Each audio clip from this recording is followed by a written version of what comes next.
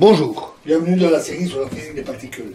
Alors si les arguments heuristiques que nous avons vus sont corrects, c'est-à-dire le raisonnement basse température et celui haute température, alors il doit exister un point de transition ou une zone de transition où le comportement en loi en puissance de la fonction de corrélation se transforme en un comportement exponentiel. Cependant, on peut se demander pour quelle raison l'argument basse température devient incorrect au-dessus d'un point de transition éventuel, parce que la température n'intervenait pas vraiment dans l'argument, proprement dit. Remarquons que dans l'intégrale gaussienne que nous avons utilisée, les limites d'intégration vont de moins l'infini à plus l'infini, parce que l'angle θ peut tourner de nombreuses fois sur une trajectoire entre deux points. Et on peut imaginer que si les fluctuations deviennent très importantes, la périodicité de θ peut jouer un rôle.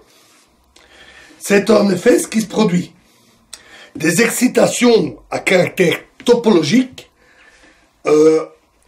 qui font intervenir la périodicité de θ arrivent à détruire le quasi-ordre à basse température. Ces excitations sont les vortex ou tourbillons, dont le rôle a été élucidé pour la première fois par Kosterlitz et Thoules. Alors considérons une configuration de spin telle que θi soit égale à pi demi plus phi, l'angle l'angle polaire par rapport à une origine arbitraire O. Donc on va avoir une configuration comme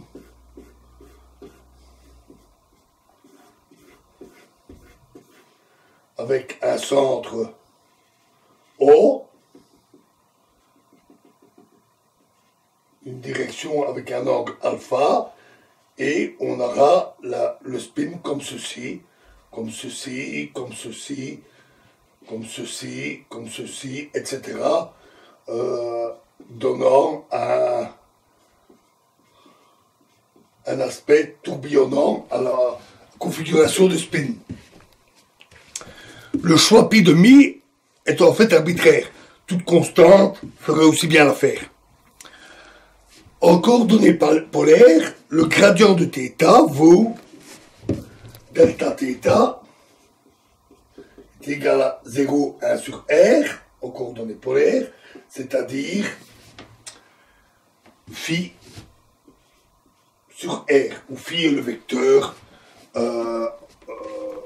polaire pour l'angle, vecteur unitaire. Alors si C est un contour fermé qui entoure le point O, dans ce cas-là, l'intégrale autour du contour de delta θ fois dl, un élément de longueur sur ce contour, est égal alors simplement à 2π.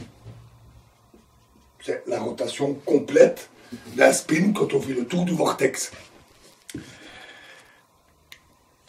Une telle configuration de spin est un exemple de ce qu'on appelle un vortex.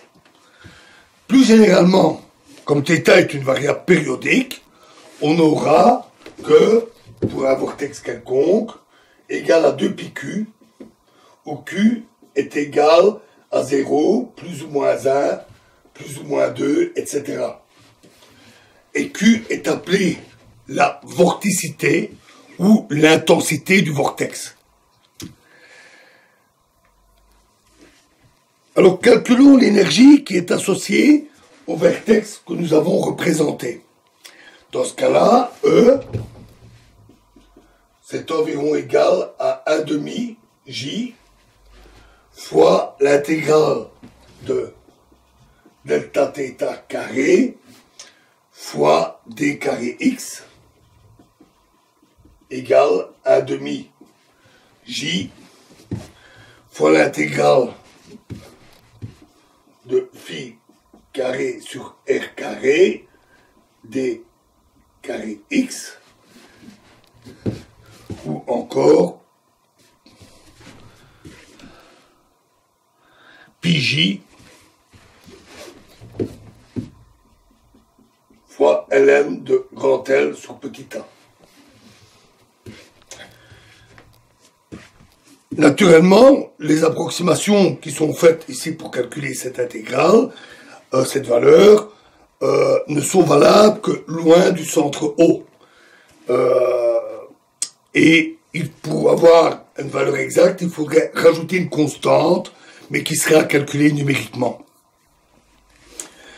Comme le centre du vertex peut être choisi n'importe où sur le réseau, l'entropie qui est associée à la création d'un vertex est S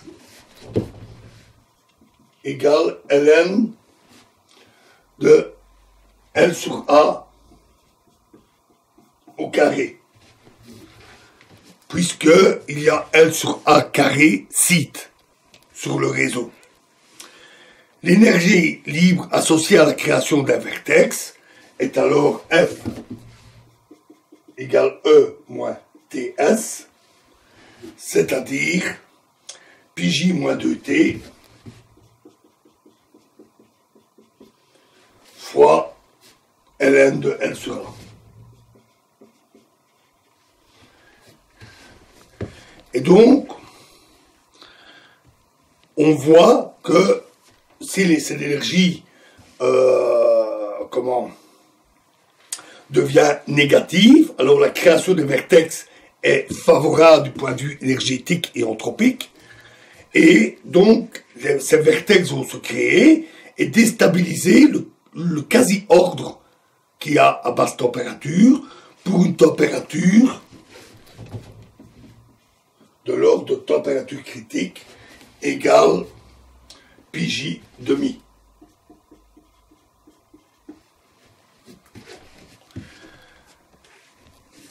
En réalité, les vertex sont toujours créés par paires de vorticité opposées.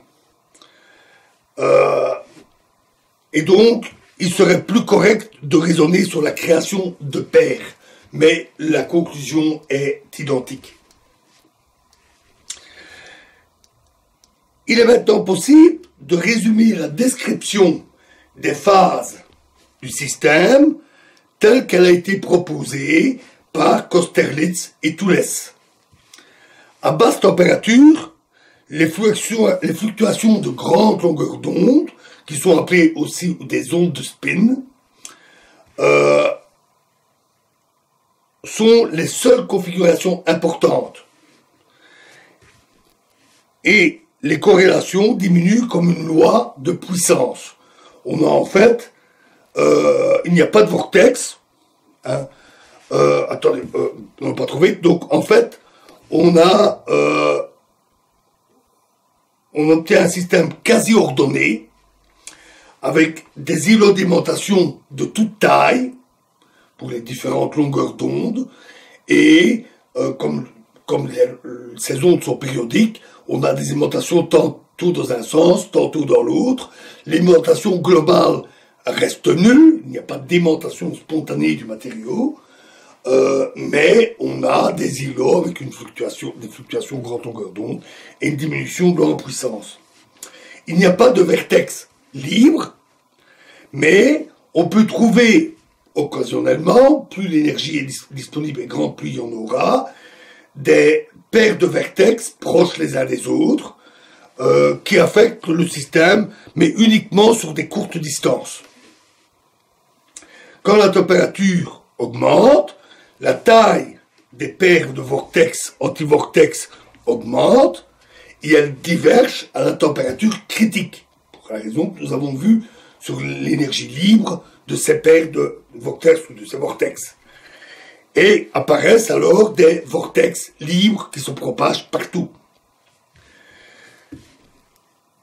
Ces vortex nombreux et libres vont déstabiliser totalement le quasi-ordre des ondes de spin, les états disparaissent, les îlots disparaissent, et la fonction de corrélation se met à diminuer exponentiellement avec la distance. Voilà donc pour la description qualitative. Alors maintenant, on aimerait bien passer au groupe de renormalisation. Mais dans le modèle XY, les ondes de spin restent couplées au vertex, ce qui rend un calcul complet impossible. C'est beaucoup trop compliqué, on ne sait pas le faire. C'est pourquoi nous allons introduire un modèle très voisin du modèle XY, appelé le modèle de Villain, pas l'adjectif, mais un nom propre, où les ondes de spin sont découplées des vertex. Le modèle de Villain possède les mêmes caractéristiques topologiques que le modèle XY, dont il est vraiment très proche. Et donc il est vraiment raisonnable de penser que les phases de ce modèle sont les mêmes que celles du modèle XY, même si en réalité cela n'a pas été prouvé rigoureusement. Voilà, et donc dans la prochaine vidéo, nous introduirons le modèle de Villain. Je vous remercie.